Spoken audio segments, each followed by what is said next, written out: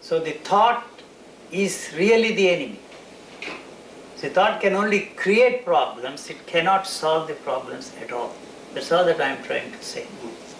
There was one sentence which said, man was bored. You are bored or you are not? I am bored. Yeah, because you see, thought is a repetitive Yes. process. It repeats over and over and over again. So it is wearing you out.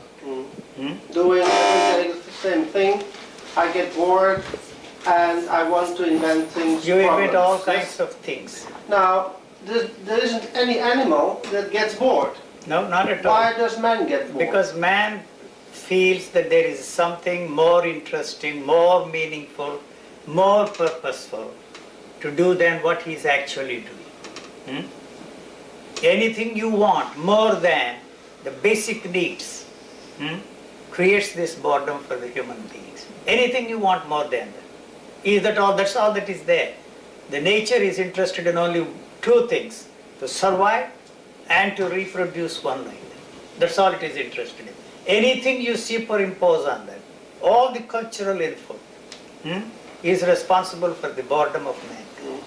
So you have varieties, you see, of religious experiences. You are not satisfied with your own religious upbringing.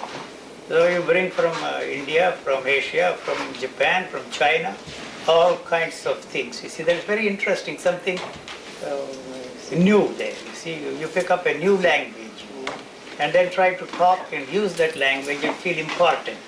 The one basic question which every intelligent man should ask for himself, or intelligent woman should ask for herself, is what kind of a human being you want on this planet.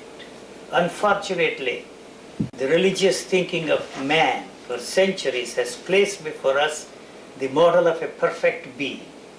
The nature is not interested in perfect being. The nature is not interested in the cultural input there.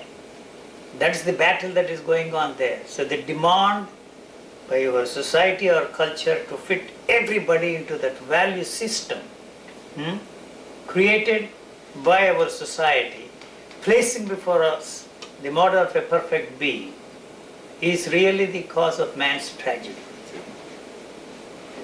So it's not a question of destroying the value system or revolting against the value system, but the impossibility of fitting yourself into that framework created by your culture is really the problem.